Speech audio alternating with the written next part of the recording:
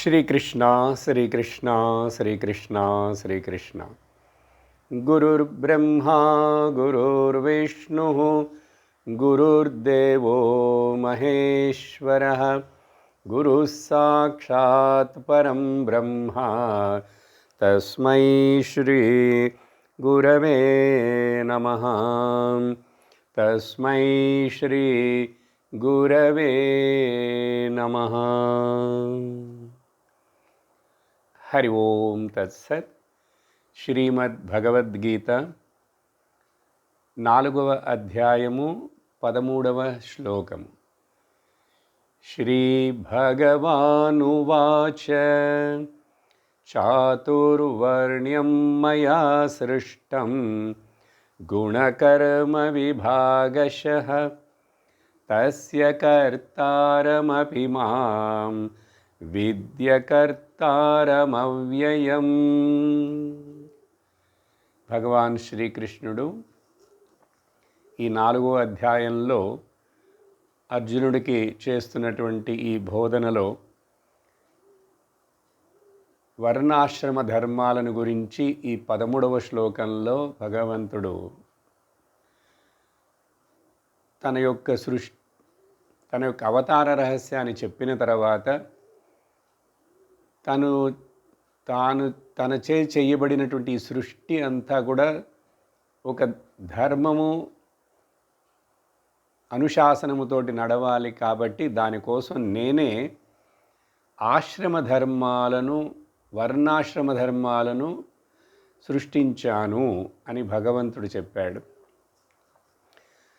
4 ఆశ్రమాలు బ్రహ్మచర్యం, గృహస్థం, వానప్రస్థం అండ్ సన్యాసం. 4 వర్ణాలు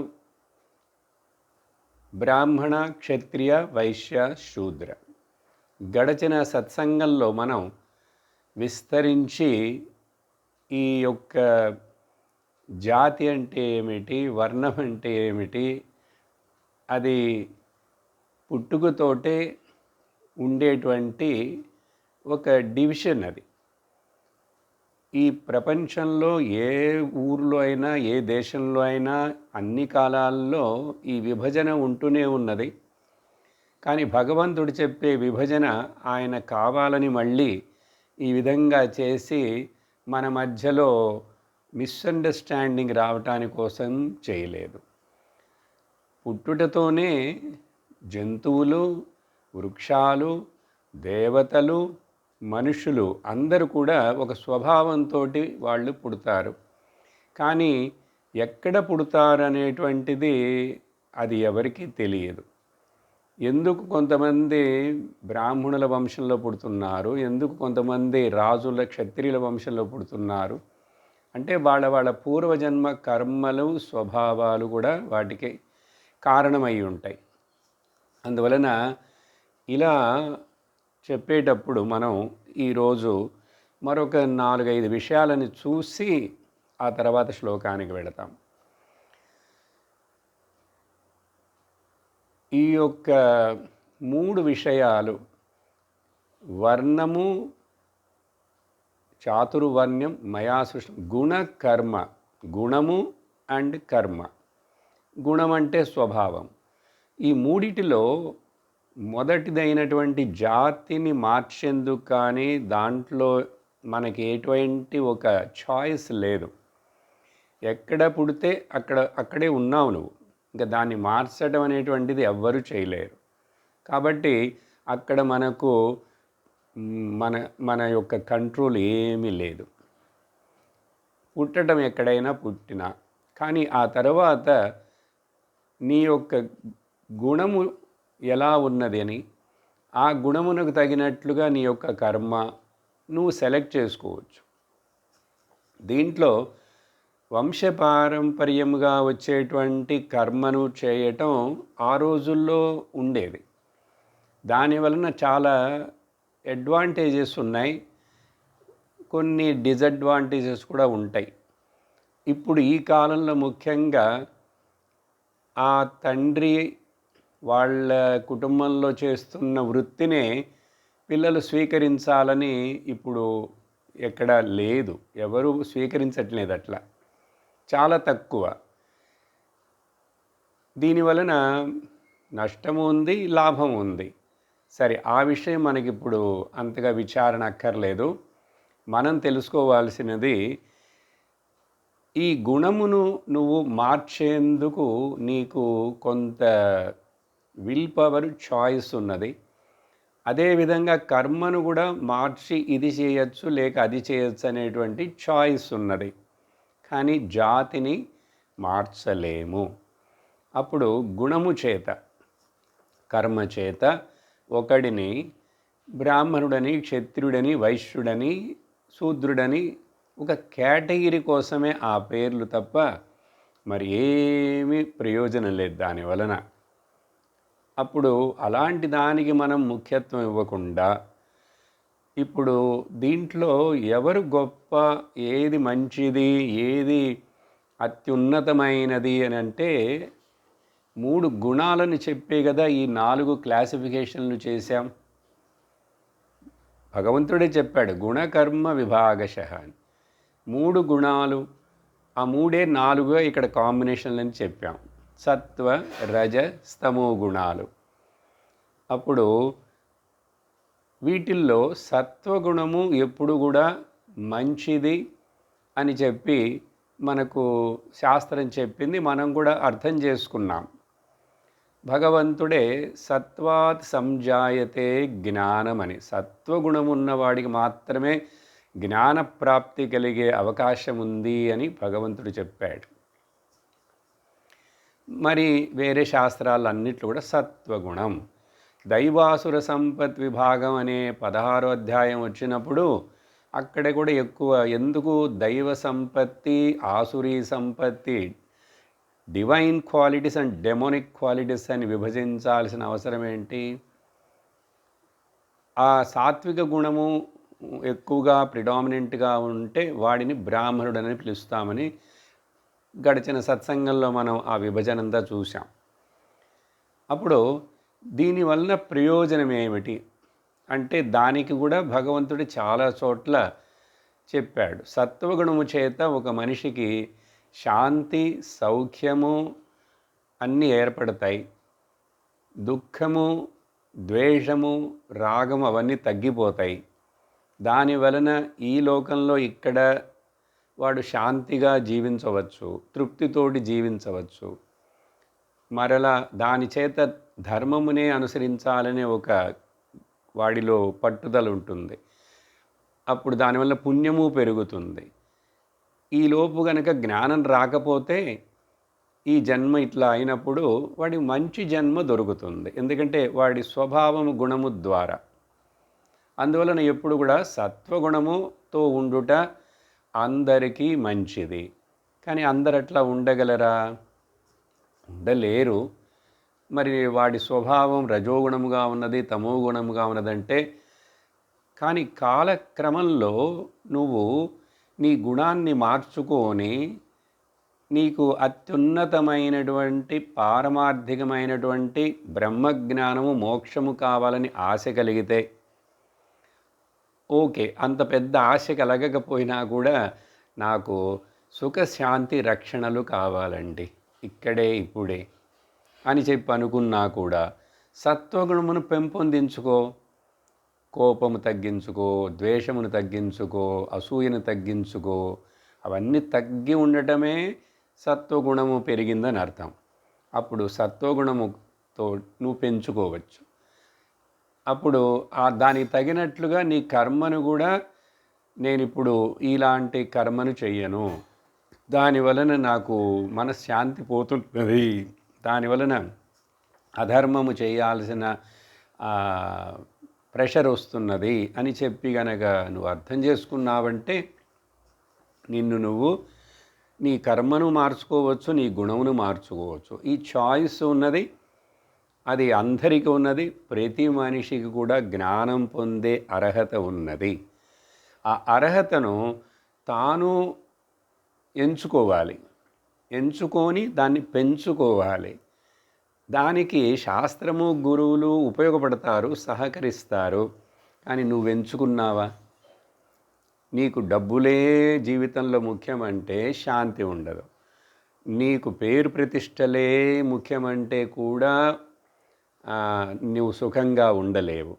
మరి అలాంటప్పుడు ఎంచుకోవాల్సిన బాధ్యత ఎవరిది? Choice is yours. అప్పుడు ఎవరైనా సరే మొదట తామస గుణంలో ఉన్నవాడు ఏం చేయాలంటే కొంచెం కొంచెం దాన్ని వదిలేసి రజోగుణానికి రావాలి, యాక్టివిటీకి రావాలి.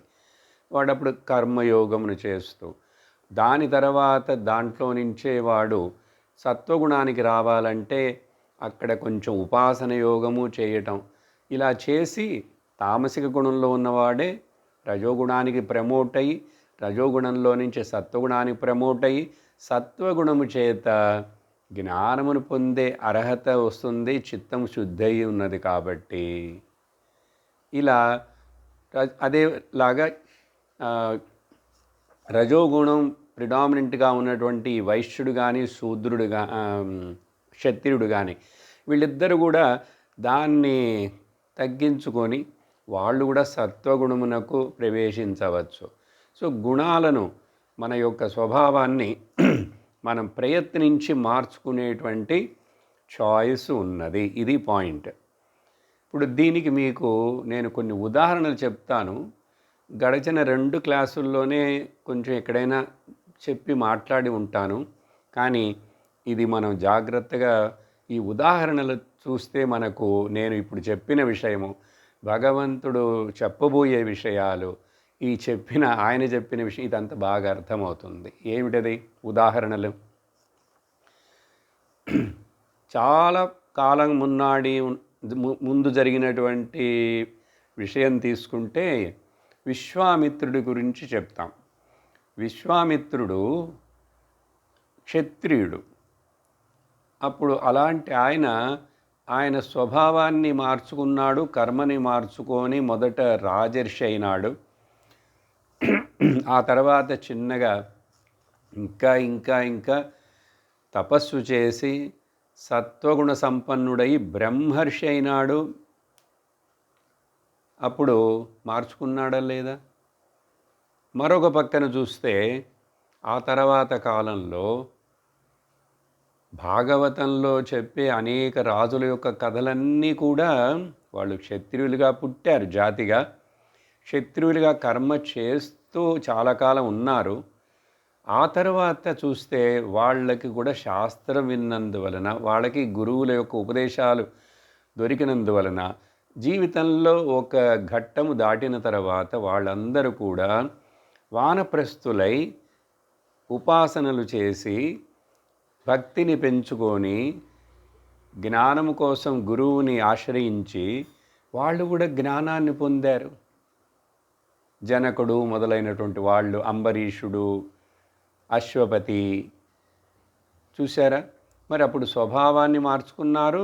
ఇంకా ఆ తర్వాత రిటైర్ అయి ఆ పనులను వదిలేశారు, అడవులకు వెళ్ళారు, తపస్సులు చేశారు.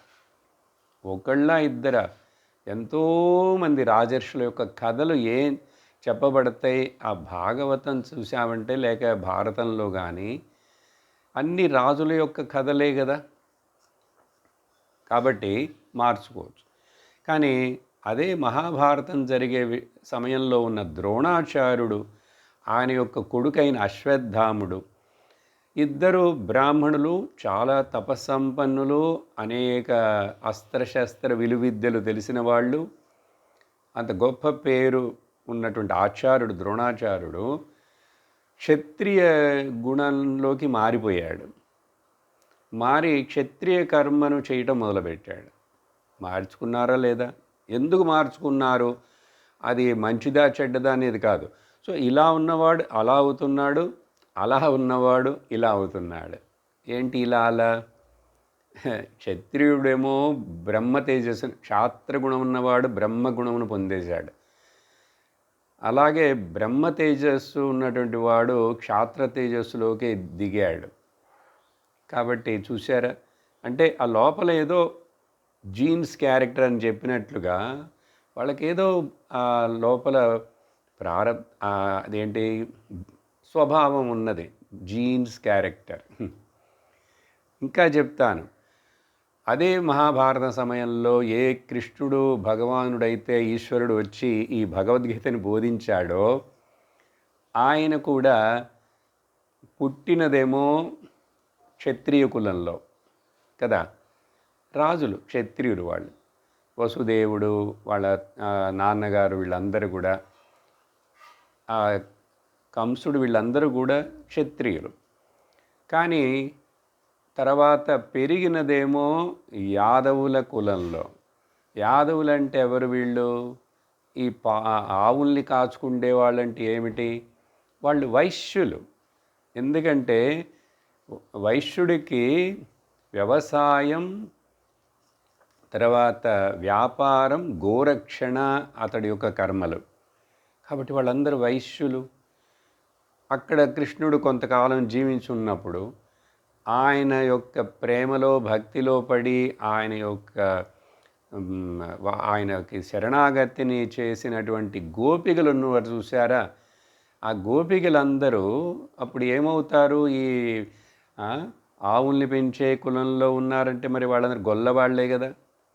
వాళ్ళందరూ వైశ్యబుద్ధి ఉన్నటువంటి స్త్రీలు అలా అందరూ ఏమైనారు? బ్రాహ్మణ గుణాన్ని పొందేసి బ్రహ్మజ్ఞానాన్ని పొందారండి వాళ్ళందరూ. తెలుసా? మరి మారారు. పుట్టింది ఎక్కడ? అందుకని జాతి ఎక్కడ పుట్టినా కూడా నువ్వు నీ యొక్క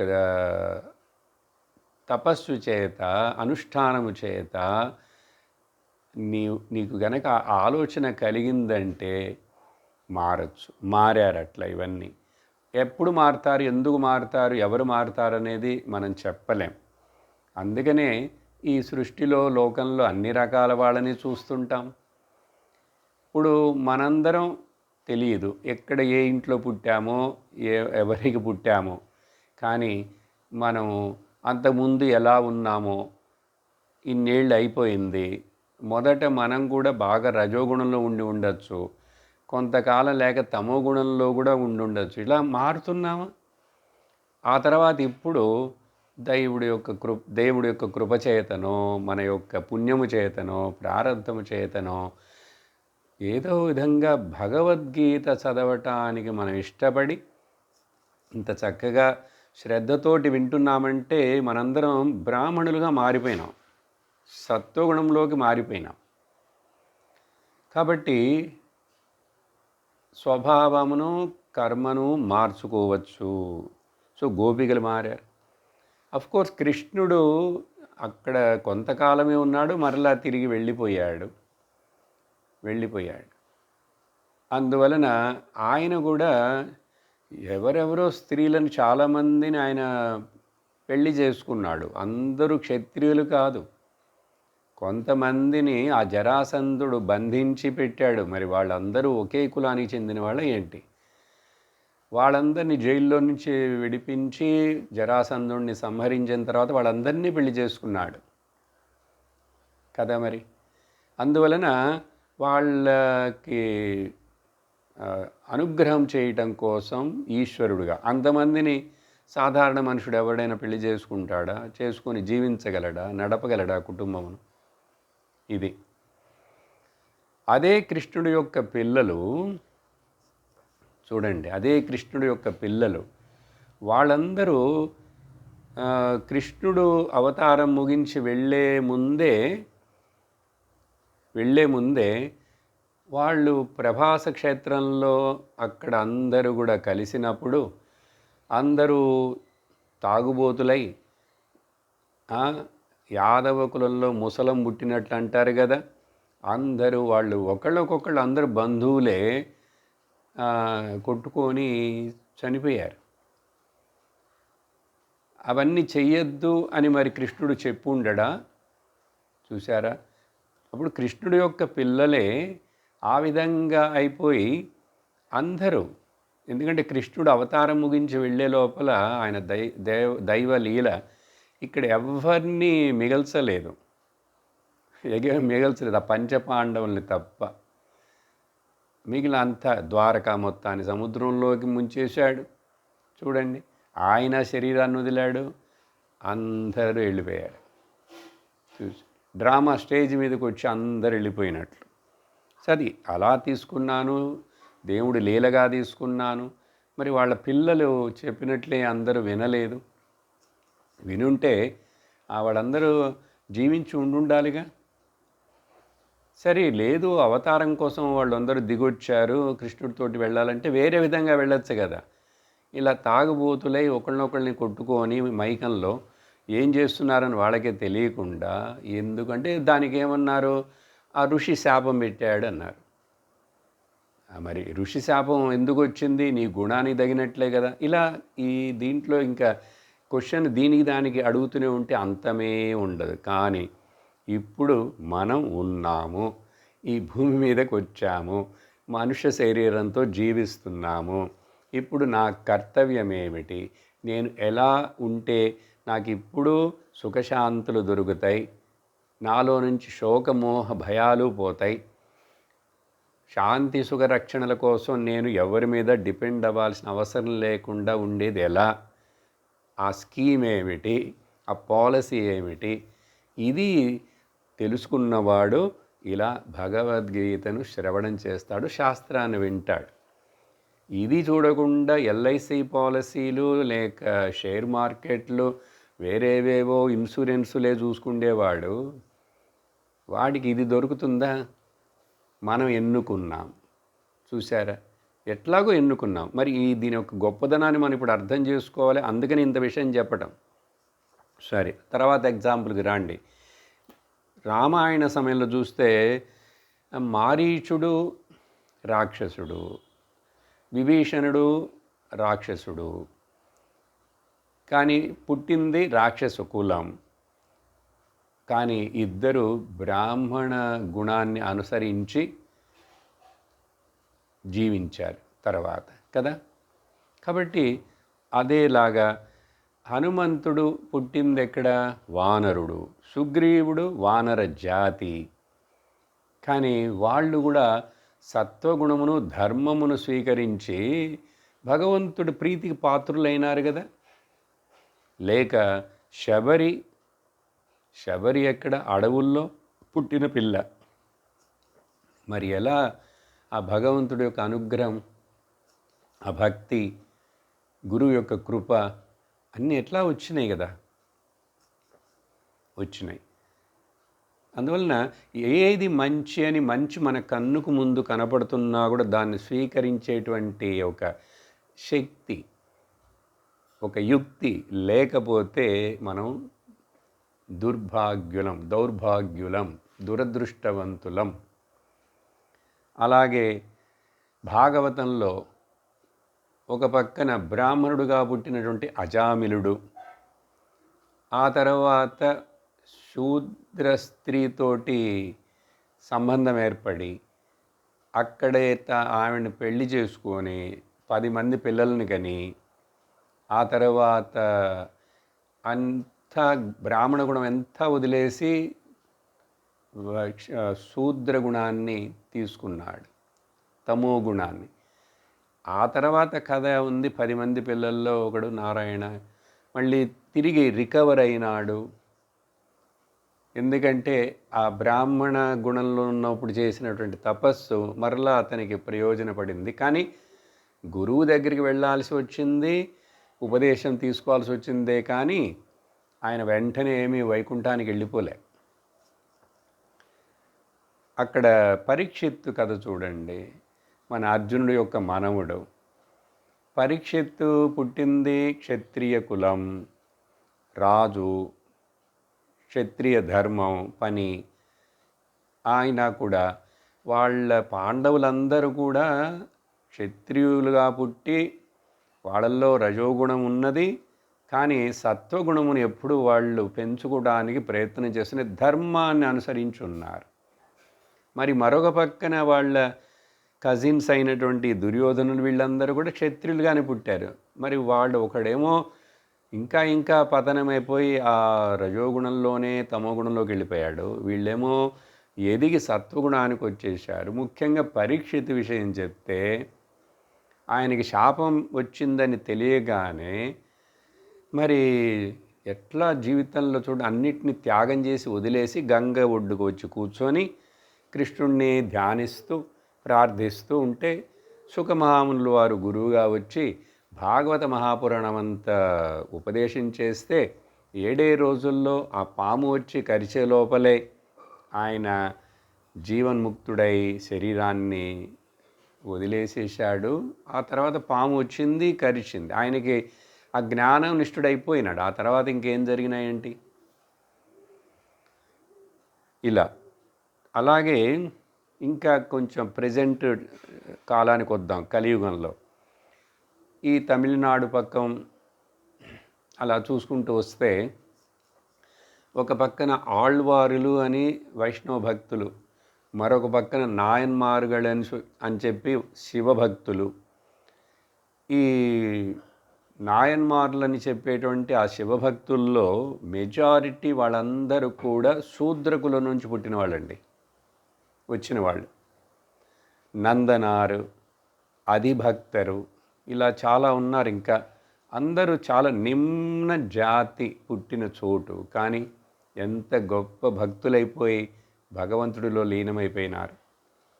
అలాగే ఆ ఆళ్వారుల్లో చూస్తే ఆ మొదల్లో ఉన్న ఆళ్వార్లందరూ వాళ్ళు అవతారాలు లాంటివిగా ఉన్నాయి వాళ్ళ కథలు.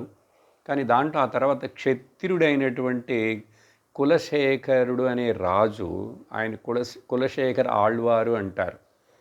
ఆయన శ్రీరామచంద్రుడు యొక్క గొప్ప భక్తుడుగా ఉండి ఆయన పేరు ప్రసిద్ధి మీద ఆళ్వారే అయిపోయినాడు. ఆయన కులశేఖరుడు రాజు. చూశారా? ఇంకా ఆ తర్వాత కొంచెం మరలా దిగి వచ్చామంటే మన కర్ణాటక ప్రదేశంలో పుట్టి భక్తిని చాలా విప్లవముగా చేసినటువంటి ఒక కాలఘట్టం ఉంది. అక్కడ పురందరదాసు వ్యాపారుడు, వైశ్యుడు, కానీ ఎంత గొప్ప భక్తుడైపోయినాడు చూడండి. ఆ తర్వాత ఆ దాస సంప్రదాయం అని చెప్పి అష్టదాసులు అని వచ్చారు.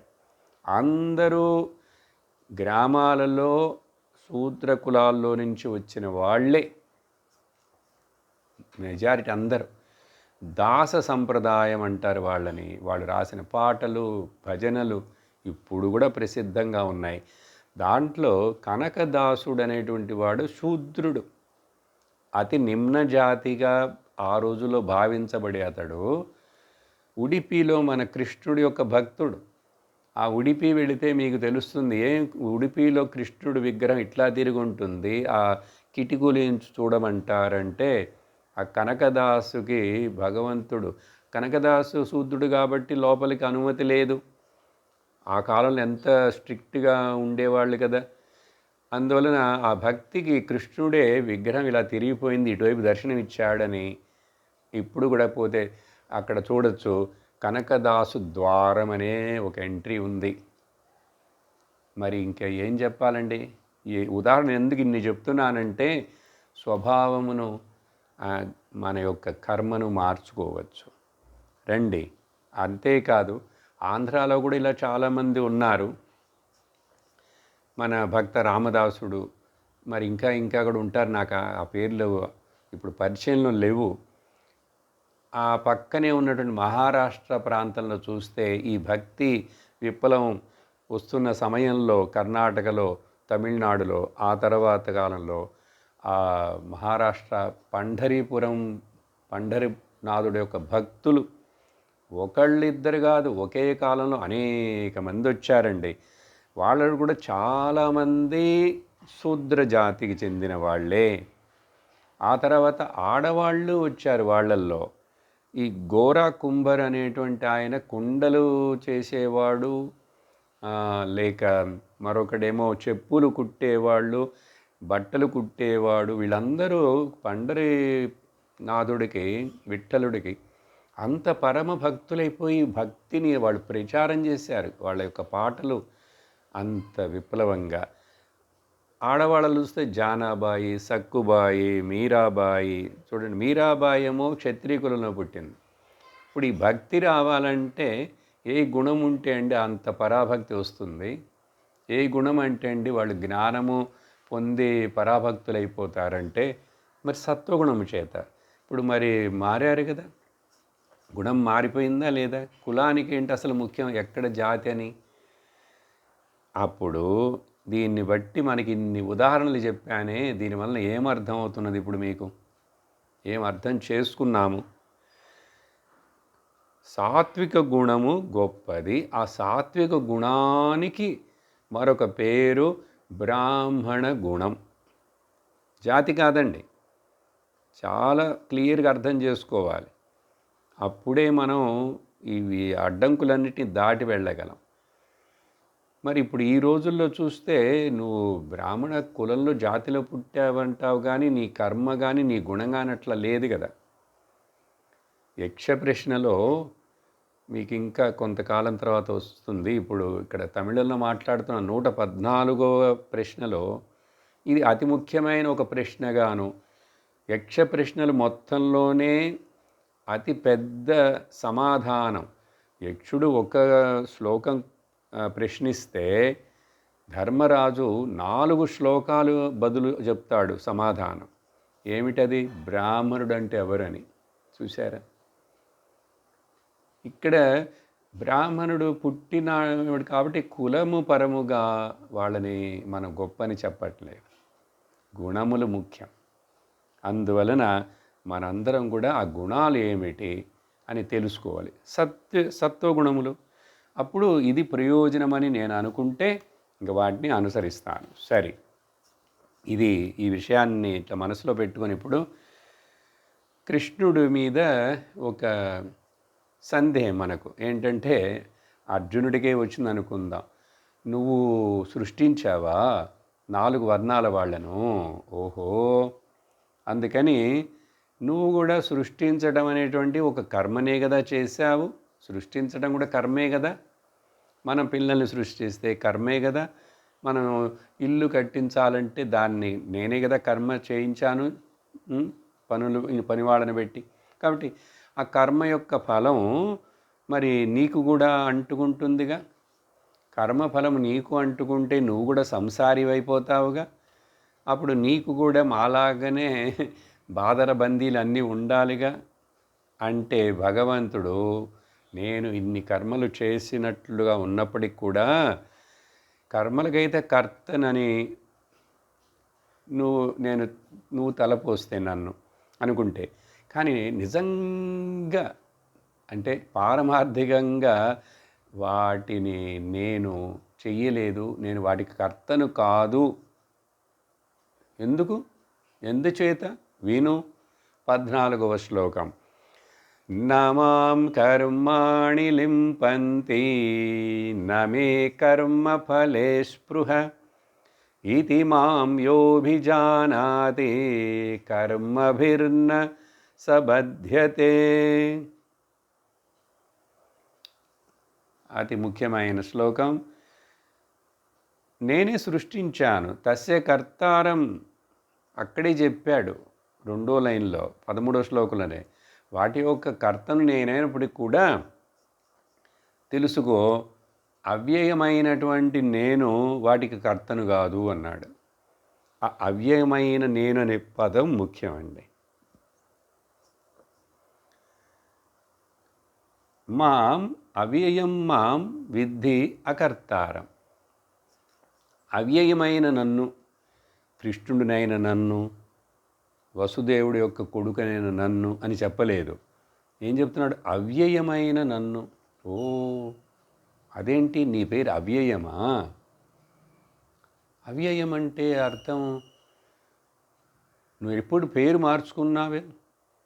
నీ గురించి అచ్యుత, అనంత, నారాయణ, కేశవ, మాధవ, గోవింద, దామోదర, ఋషికేశ, పద్మనాభ ఈ పేర్లు తెలుసు. అవ్యయం అనే పేరు మేబీ విష్ణు సహస్రనామం అంతా ఎతికితే ఉంటుంది దాంట్లో. ఎందుకంటే ఆ మహాపురుషుడు భీష్ముడు చెప్పాడు కాబట్టి దాంట్లో ఉంటుంది. కానీ సాధారణంగా మనకు తెలియదు.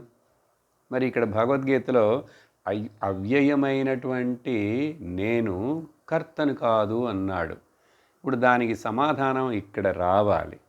అవ్యయం అంటే ఏంటి? ఎలా నువ్వు చేశానంటావు, నేను కర్తని కాదంటావు. ఇదేంటి? మేమందరూ చెవిలో పువ్వు పెట్టుకున్నాం అనుకుంటా. మాకు అర్థం కాదు, తెలివి లేని వాళ్ళమని సందేహం వస్తుంది కృష్ణ మాకు కూడా. అందుకే అడుగుతుంది. అందుకని అట్లా సందేహం వస్తుందేమో అని ఆయనే చెప్తున్నాడు.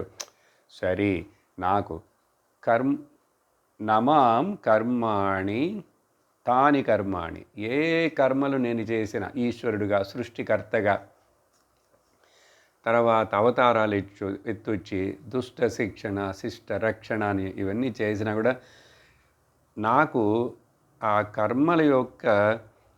కర్మలు నన్ను బాధించవు.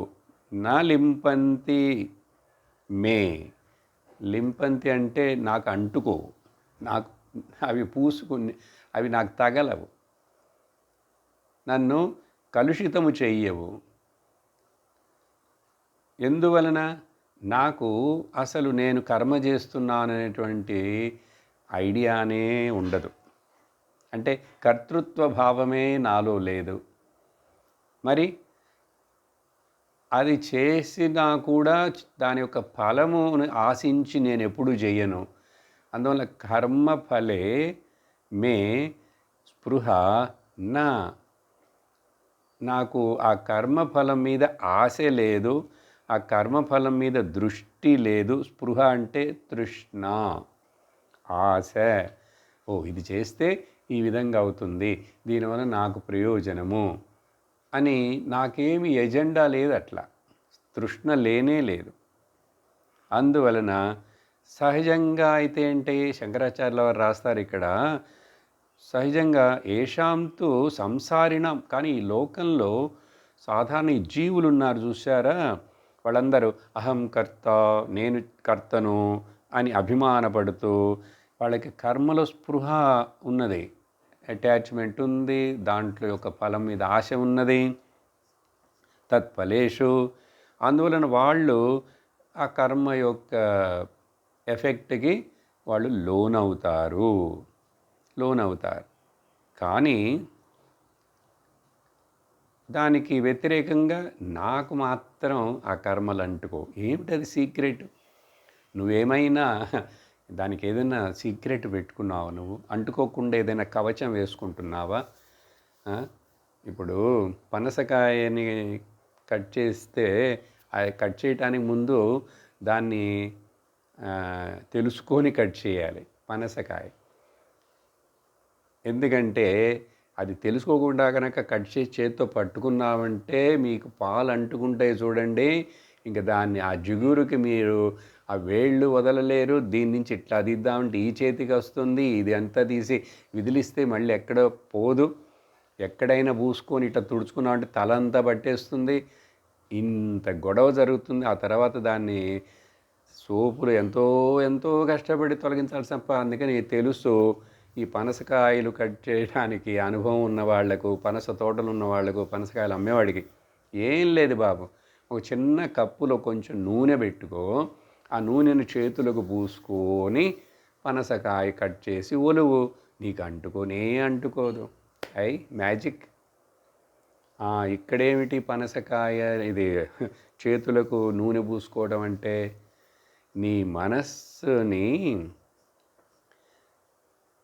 జ్ఞానమనే యొక్క నూనె చేత దాన్ని అట్లా కవర్ చేసి పెట్టుంచు. అంటే ఏంటి?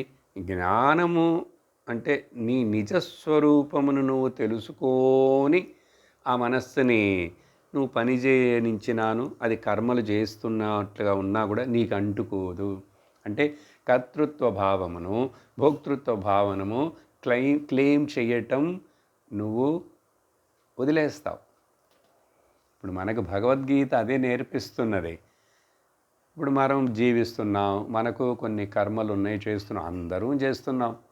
కానీ ప్రతిరోజు ప్రతి నిమిషం మన మనసులో పరిగెడుతూనే ఉండాల్సిన మంత్రం ఏమిటో తెలుసా? నేను కర్తను కాను, నాకు ఈ కర్మఫలాలతో సంబంధం లేదు. ఎందువలనంటే నేను అసలు శరీరాన్నే కాదు. మరి నేనెవరును? భగవంతుడు కృష్ణుడు చెప్పినట్టుగా నువ్వు అవ్యయుడవు. ఎందుకంటే భగవంతుడు అవ్యయం అంటే ఆయన ఆత్మ.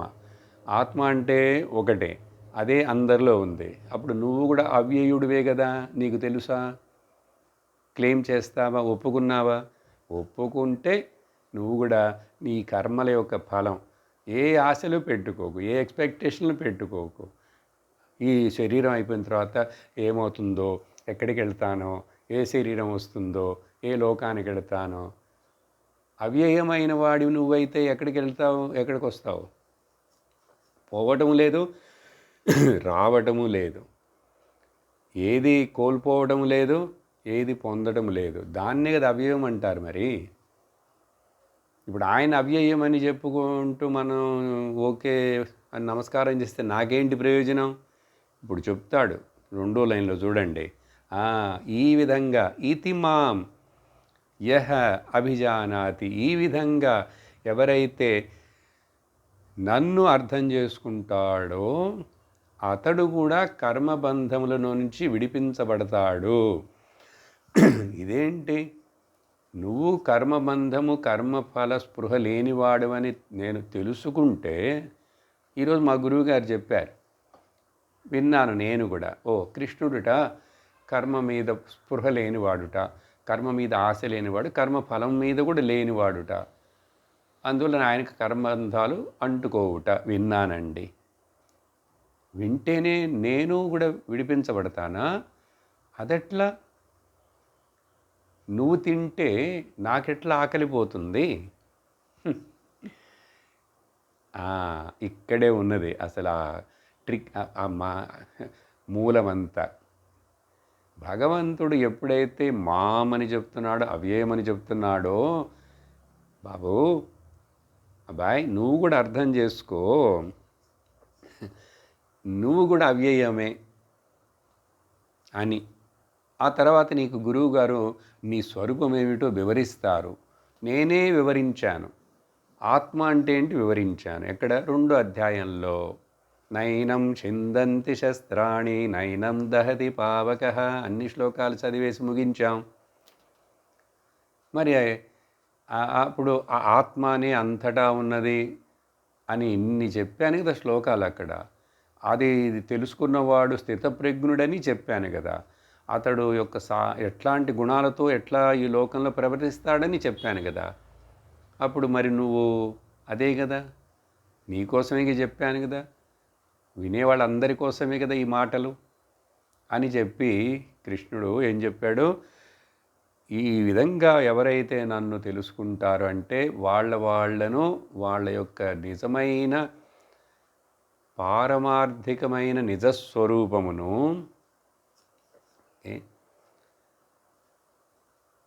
కరెక్ట్ అయినటువంటి ఐడెంటిఫికేషన్ను, నిజమైన ప్రైమరీ ఐ అంటే ఏమిటనేది తెలుసుకున్నారు. సెకండరీ ఐయే ఈ పనులన్నీ చేస్తున్నది. ప్రైమరీ అంటే ఐ అంటే బింబము, చైతన్యము. సెకండరీ ఐ అంటే ఈ ప్రతిబింబ చిదాభాస రిఫ్లెక్షన్, అది చేస్తున్నది అని తెలుసుకోవాలి. తెలుసుకున్నావంటే నువ్వు కూడా జ్ఞానవంతుడివే నాలాగా. నేను జ్ఞానముతో ఉండి ఈ ఆటంతా ఆడుతున్నాను. నువ్వు కూడా అట్లాగే నీ జీవితం అనేది ఒక ఆట. అసలు నువ్వు వేరు నేను వేరు కాదుగా. నేనే నీలాగా ఒక రూపం తీసుకొని జీవుడని ఇక్కడే ఉన్నాను. నేనే ఇప్పుడు నీకు బోధిస్తున్నాను, నువ్వు తెలుసుకో. నువ్వు కూడా తెలుసుకొని ఈ నా యొక్క ఈ ప్రపంచము సృష్టి అనే ఈ ఆటలో నువ్వు కూడా ఆడు. కానీ ఏ రాగము పెట్టుకోకు, ఏ ద్వేషము పెట్టుకోకు. ఆట ఇది ఊరికినే, ఒక ఆట, ఒక కలలాగా చూడు అన్నాడు. ఆ తర్వాత ఇప్పుడు ఇది నేను కర్తను కాదు, నాకు కర్మఫల స్పృహ లేదు. ఇది తెలుసుకున్నవాడు కూడా అలాగే అవుతాడంటే ఇది ఎందుకు అట్లా చెప్తున్నావు? ఇంతకుముందు కూడా చాలామంది ఇట్లాగే అనుసరించారు. ఓ అర్జున, 15వ శ్లోకం. ఏవం జ్ఞాత్వా కృతం కర్మ పూర్వైరపి ముముక్షుభిః కురు కర్మైవ తస్మాత్వం పూర్వైః పూర్వతరం కృతం. పూర్వీకులంటే ఎప్పుడు అన్ని కాలాల్లో అన్ని యుగాల్లో ఈ మోక్షమును పొందాలని ఆశించే ప్రతి మనిషి జీవుడు కూడా వాళ్ళందరూ ఇది తెలుసుకొని వాళ్ళు కూడా ఈ లోకంలో ప్రవర్తించారు. ఇప్పుడు జ్ఞానులు ప్రవర్తించట్లేదా? జ్ఞానులు కొన్ని కర్మలు చేస్తున్నారుగా. జనకుడు రాజ్యభరణం చేస్తూనే జ్ఞానిగా ఉన్నాడుగా. సో ఇది తెలుసుకొనే పూర్వైరపి ముందు మన పూర్వీకులు కూడా చాలామంది కర్మకృతం వాళ్ళు వాళ్ళ కర్మల్ని చేశారు. పోయిన క్లాస్లో చెప్పాను కదా, అసలు కర్మ చేయకుండా ఎవరైనా ఎట్లా ఉంటారు? సన్యాసి కూడా చేయాల్సిందే. ఆయన్ని మనం సర్వకర్మ త్యాగి అంటాం. ఏ సర్వకర్మ? నిత్య నైమిత్తికమైనటువంటి ఆ క్రియలు, ఆ యజ్ఞలు, యాగాదులు, కర్మలు చేయరు, కానీ వాళ్ళు కూడా చేస్తున్నారు. ఇప్పుడు మీరు టీవీలో చూశారంటే కూర్చొని గంట సేపు పూజలు చేస్తున్నారు. అది పీఠాధిపతులు కూడా. ఎందుకు? ఇక్కడ శంకరాచార్యులు వారు ఒక పాయింట్ రాస్తున్నారు. ఒకవేళ కృష్ణుడు అట్లా డైరెక్ట్గా చెప్పలేదు, శంకరాచార్యుల వారు రాస్తున్నారు. ఒకవేళ నువ్వు ఆత్మజ్ఞానమును పొందినవాడవై ఉంటే, ఆత్మజ్ఞానం లేనివాడివై ఉంటే, ఇంకా నీకు ఆత్మ అంటే ఏంటి అర్థం కాలేదు, తెలియలేదా? సరే పర్వాలేదు, కర్మ చేయి. ఎందుకు? చిత్తశుద్ధి కోసం కర్మ చేస్తూనే ఉండు. కానీ కర్మని కర్మయోగముగా చెయ్యి. నేను చెప్పాను అది 3వ అధ్యాయంలో. అందువలన ఒకవేళ నువ్వు గనక జ్ఞానము పొందలేదు, నేను జ్ఞానిని కాదనుకుంటే చిత్తశుద్ధి కోసం చేస్తూ ఉండు. లేక ఒకవేళ నేను జ్ఞానం పొందాను, నాకు అర్థమైపోయింది, ఆత్మను నేనని విన్నాను, తెలుసుకున్నాను, ఒప్పుకున్నాను కూడా అన్నా కూడా లోక సంగ్రహార్థం చెయ్యి. ఆ లోక సంగ్రహార్థం కోసమే ఈ మఠాధిపతులు, పీఠాధిపతులు అందరూ కూడా మనం టీవీల్లో అక్కడక్కడ చూసేటువంటివి, ఈ నవరాత్రులు వస్తే వాళ్ళు కూడా పూజలు కూర్చుంటారు, ప్రతిరోజు కూర్చుంటారు. మరి వాళ్ళకి ఎందుకు చేస్తున్నారంటే సాధారణ ప్రజలకు, ఇంకా భక్తులు కానీ అధమ మధ్యమ అధికారులుగా ఉన్న వాళ్ళ కోసం అవన్నీ వాళ్ళు చేస్తూ ఉంటేనే కానీ వాళ్ళు కూడా అనుసరించరు. లోక సంగ్రహార్థం, లోకా సమస్త సుఖినో భవంతనే భావంతో చేస్తూనే ఉన్నారు. అందుకని తప్పుగా అర్థం చేసుకోకూడదు. మరి ఎందుకు వాళ్ళు చేస్తున్నారని. వాళ్ళకి చేసినా ఒకటే, చేయకపోయినా ఒకటే. కానీ వాళ్ళు అలా సమాజంలో ఉంటూ జీవిస్తున్నప్పుడు, ఎక్కడో కొండల్లో, కోనల్లో, గుహల్లో లేకుండా ఉన్నప్పుడు, ఇక్కడ ఆ ధర్మమును వాళ్ళ ప్రజలకు ఎక్కువ మందికి అందించడం కోసం వాళ్ళు చేస్తుంటారు. లోక సంగ్రహార్థం అని శంకరాచార్యులు వారు జనక మొదలైన రాజులందరూ చేశారు కదా. అలాగే దానివల్ల నువ్వు కూడా చెయ్యి, అందరూ చేయొచ్చు. చేస్తున్న ఈ యొక్క జ్ఞానం మాత్రం లోపల పెట్టుకొని చేయాలి.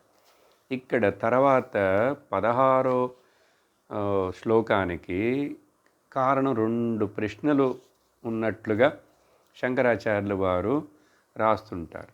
సరే, పూర్వీకులందరూ కూడా చేశారు, అందువలన అది గొప్పది అని చెప్పి కర్మను ప్రశంసిస్తూ నువ్వు చెప్తున్నావే, దానివల్ల ఏంటి ప్రయోజనం? నువ్వు చెప్పచ్చు కదా, నేను చెప్తున్నాను అర్జున విను, కర్మ చేయదగినదైనచో నువ్వు చెప్పే మాటలే చాలు కదా నాకు. నేను చెప్తున్నాను, నేను కూడా చేస్తున్నాను అని నువ్వు చెయ్యని చెప్పచ్చు కదా. పూర్వీకులను అందరిని ఎదుగు ఇక్కడ నువ్వు తీసుకొచ్చి సమాధానం చెప్తున్నావు. ఓకే, ఎందుకంటే ఈ కర్మను అంత తేలిగ్గా దీని యొక్క లోతుపాతులను అర్థం చేసుకోవడం సులభం కాదు నాయన. అందుకోసం దీంట్లో చాలా వైషమ్యాలు, సందేహాలు, కన్ఫ్యూషన్లు అన్నీ వస్తాయి. అందువలన విను. ఆ హెచ్చు తగ్గులు అన్నున్నాయి దాంట్లో. అందరికి టక్కని కర్మ చేసే అని అంటే నేను చేస్తున్నానని. మరి ఇంకో పక్కన చూస్తే జ్ఞానులు అందరూ కర్మ చేయట్లేదు, చెయ్యరు. అప్పుడు ఏంటంటావు? నన్ను లేక వదిలేసి అన్ని నన్ను కూడా సన్యాసం తీసుకుని వెళ్ళమంటావు అంటే నువ్వు వెళ్ళనివ్వట్లేదు, వదలట్లేదు. సరే, అందుకోసం బదులు అలా సందేహం వస్తే 16వ శ్లోకంలో విను. కిం కర్మ కిమకర్మేతి కవయోప్యత్ర మోహితాః తత్తే కర్మ ప్రవక్ష్యామి యజ్ఞాత్వా మోక్షసే శుభాత్.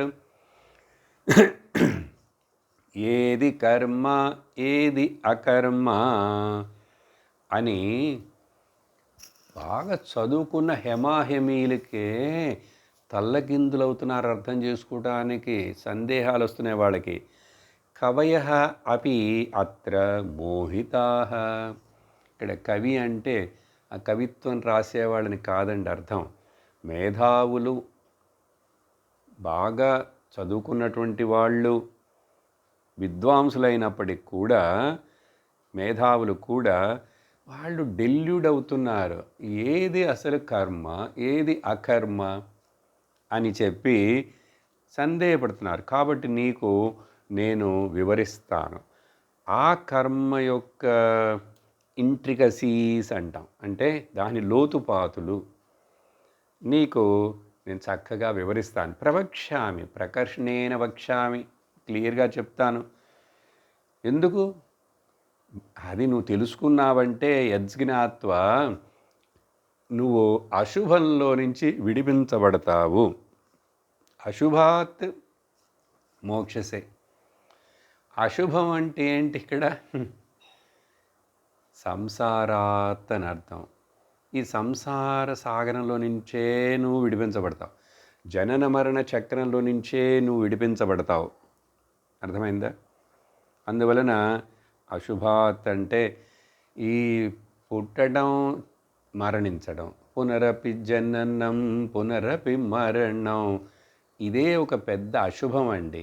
ఇంకా ఆ తర్వాత పుట్టినప్పుడు వీడికి శుభకార్యము, వీడికి అది అని ఇదని మళ్ళీ దాన్ని కొంచెం శుద్ధి వేయటం, పుట్టిన తర్వాత ఇవన్నీ కర్మలు మళ్ళీ చేయాలి, వాడికి సంస్కారాలు చేయాలి. జాతకర్మ దగ్గర నుంచి అక్కడి నుంచి శుద్ధి చేయటం. మైలు వస్తుంది, పిల్లవాడు పుట్టినాను మైలు వస్తుంది, ఆ మైల పోవాలి. 9వ రోజో 10వ రోజు ఏముంటాయి కదా, అన్నిటికింతే. చనిపోయినప్పుడు మైలు వస్తున్నది. ఇవన్నీ ఒక రకంగా చూస్తే అసలు ఈ పుట్టడం అనేది పెద్ద ట్రాజిడీ. ఆ ట్రాజిడీ లోపల జరిగే మిగతా ట్రాజిడీలన్నీ కూడా ఎట్లా పోతాయి? అందుకని ఆ మెయిన్ ట్రాజిడీ ఏమిటి, ఎందుకు జరిగిందంటే దాన్ని నువ్వు నివారించడానికి ప్రయత్నం చేయాలి.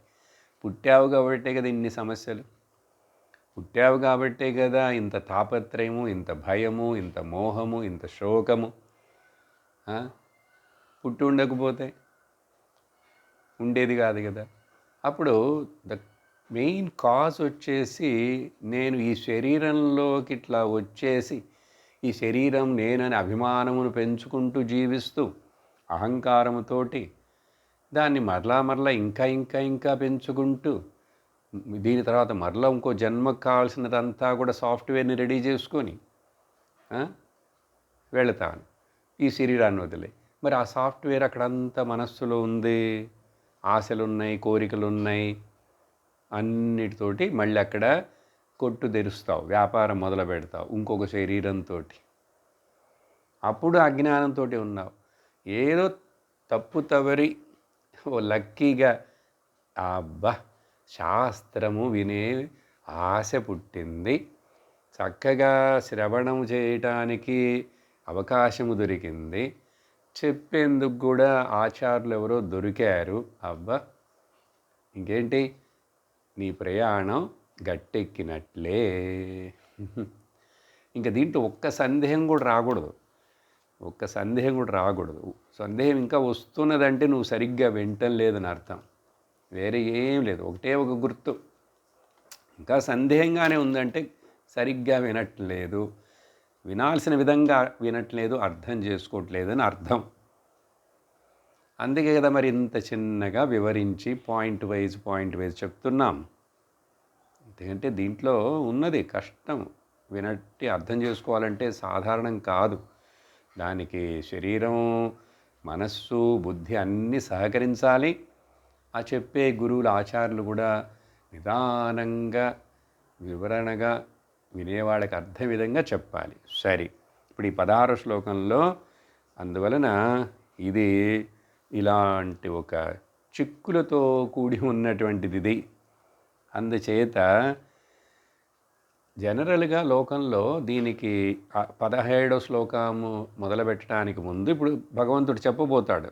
ప్రవక్ష్యామి అని చెప్పి వాగ్దానం చేసేసాడు. వాగ్దాన శ్లోకం ఇప్పుడు ఆయన ఇంకా మనకు వివరించాలి. దానికి ముందు శంకరాచార్యుల వారు ఒక చిన్న ఇంట్రడక్షన్ రాస్తారు. ఇప్పుడు కర్మ అంటే దేహము, ఇంద్రియములు, అవి చేసే చేష్ట అనే విషయం లోకంలో అందరికీ తెలుసు. దేంతోటండి కర్మ చేస్తున్నాను? ఇప్పుడు నేను దేంతో మాట్లాడుతున్నాను? నా నోటితోటి. నోరు ఎక్కడుంది? శరీరంలో ఉంది కదా. మీరు చెవులతో వింటున్నారు. సో దేహము, ఇంద్రియాలు, ఇవి చేసే చేష్టలు, పనులు, వాటిని కర్మ అని అందరికీ తెలుసు. అప్పుడు అకర్మ అంటే ఏంటి?